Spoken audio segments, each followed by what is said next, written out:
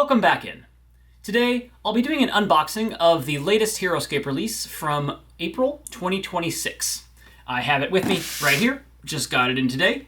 We're going to pop open the box and see what it looks like. So without further ado, let's hop on in and take a look and see what's in this box.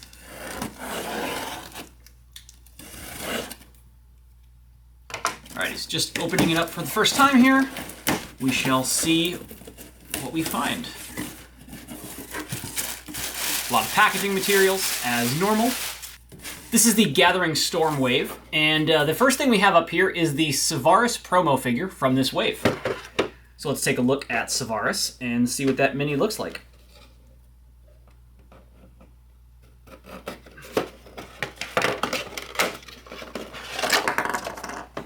Alrighty, right there, and we have ourselves a Syvarris.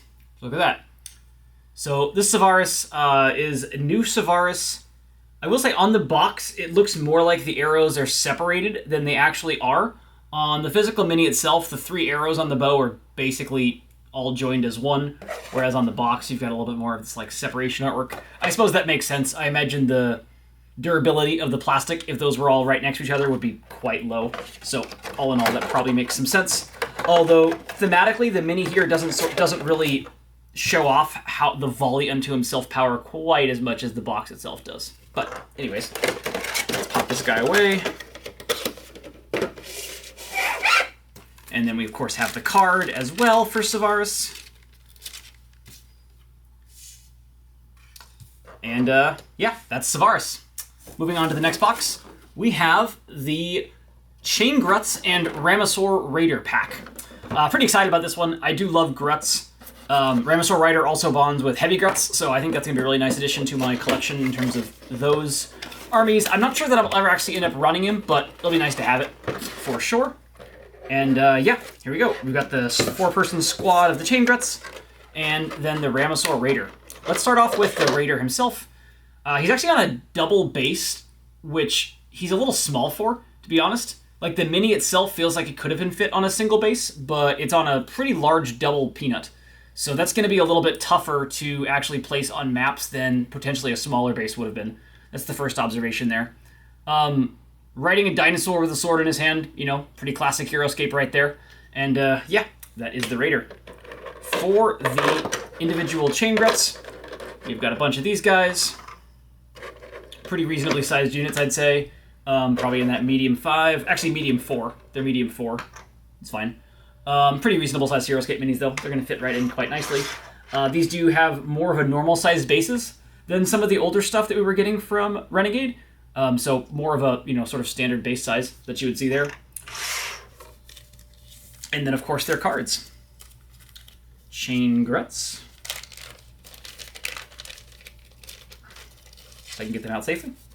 We have the Chain Gruts card. And then we have the Ramosaur Raider card. Alrighty, beautiful.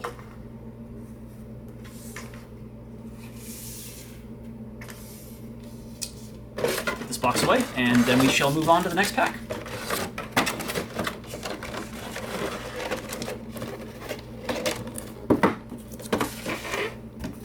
A little bit more packaging material to be disposed of. Alrighty, next up we have the other common squads from this release. We have Gathering Storm Elites of Ullar and Ranoc Vipers. So this has got 2 common squads in it. There's actually been a lot talked about with the packaging of this one in particular. Not like the box, but the combination of the 2. Because if you end up buying these and want to run them in a competitive setting, you're going to want a lot more of the Vipers in here than of the Kyrie squad, just based on their pricing and how many of them you'd want to run in an army. The Vipers are pretty cheap. They're 50 points, so if you're going to want to be running them, usually you're going to run around like 6 or 7x of them, whereas the Kyrie squad, probably 4x max. You could even get away with 3x in some certain armies, perhaps.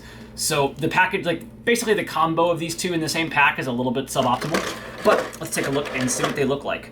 So right off the bat, we have Vipers with guns. Yep, that's what we have going on here. So we've got Viper number 1, Viper number 2, and Viper number 3. And then for the Kyrie squad, looks like they're holding some sort of hand weapon of sorts. I don't know weaponry or anything. But first takeaway from this one is that the Kyrie are pretty small, honestly. Most Kyrie in Heroscape are much larger than this. The wings are quite small, and the figures themselves are quite small. Like, the actual body size isn't that much bigger than a chain Grut, and just much, much smaller than a lot of other Kyrie.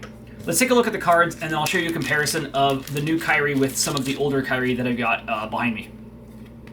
So this was the card for the Ranoc Vipers. This is the new Ranged Vipers guys. And then the card for the Elites of Ullar, this new Kyrie squad. So bear with me. I'm going to grab another Kyrie just to show you an example for a comparison of.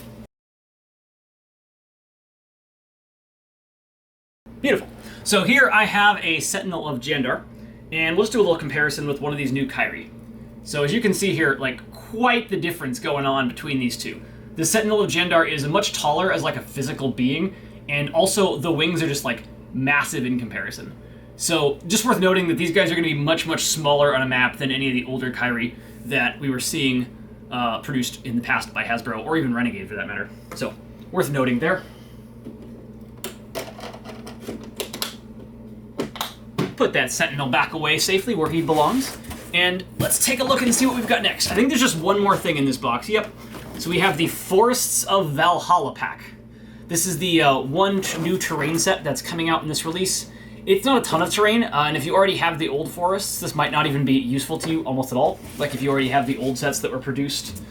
Because all this has in it is the trees. There's not actually any new tiles in it, to the best of my knowledge. But let's pop it open and take a look at the new trees, and probably compare them with the old trees if anything stands out there.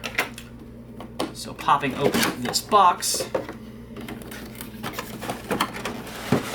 It is fairly heavy, probably because we have two of the big trees in this box. The old set, the old set just had one of the big trees with four of the small trees. This one has two of the big trees in it.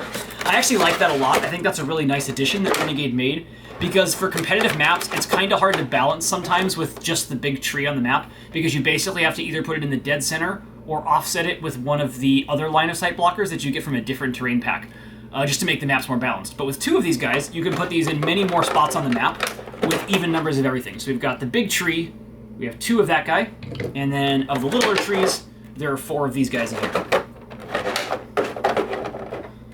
Take a look at these new trees.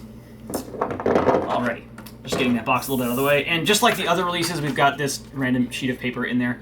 Again, not sure what the purpose of it is. Can't even see it from inside the box, really. Maybe you can see it, maybe it's the background. Yeah, I guess you can see it as the background of the box from behind the figures, so I guess that's the purpose of it. But, anywho. Yep, for the new trees, just on a normal basis, like you'd expect, though I presume those will lock on fine. Slightly different coloring and, you know, whatnot. I'm sure these are a little bit different than the originals, but they're going to function as line-of-sight blockers just perfectly fine. For the new bigger trees, you know, pretty normal to what we've seen before. I think the hex base is designed slightly differently, but it should fit in the exact same way on a map, I would imagine. Yeah, honestly, not too much here. Trees, pretty similar to what the trees that were already out there, but new trees. If you don't have access to the original Road to the Forgotten Forest, then this is a nice way to pick up some additional trees. If you do have multiple copies of Road to the Forgotten Forest already in your Heroscape collection, maybe you don't need this one, because there really isn't anything new here besides the trees that you're gaining. I do wonder how new tournament maps are actually going to use this set, because without any real terrain in here, you're basically just using this expansion set for just these 6 line-of-sight blockers. If you're unfamiliar with the way that tournament maps generally work, usually there's 1 master set and 2 expansion sets, or 2 master sets if it's one of the smaller one with 1 expansion set. So sometimes you'll see things like 2 Battle for the Underdarks with 1 expansion set, or 1 Swarm of the Morrow with 2 other expansion sets. That's just sort of a normal way of getting approximately the right number of tiles on a map, and then also being able to use your collection to spread out to build multiple different tournament maps, say that you could bring more than one of to your local game store with. However, the original Road to the Forgotten Forest also had the road terrain in it, which this doesn't have. So that terrain set is just much, much more valuable in terms of map construction from a tournament perspective, because it just has more types of terrain in it. Like, the only reason to use this on your map instead of that is if you really wanted that 1 extra big tree and had no use at all for any of those other tiles, the road tiles. So, just something to keep in mind. I'm not sure how many tournament maps themselves will use this, even though it does have 2 of these, which is great from a tournament map perspective. But, yep, just a few notes there. And that is it. That's what we have from this release. We have this one terrain set with 4 little trees and 2 big trees. We have 2 figure packs, one that had 2 common squads, the other had 1 common squad, and then the Ramosaur Raider, which is a common hero. And then for the promo, we had Syvarris. Looking forward to using all these guys.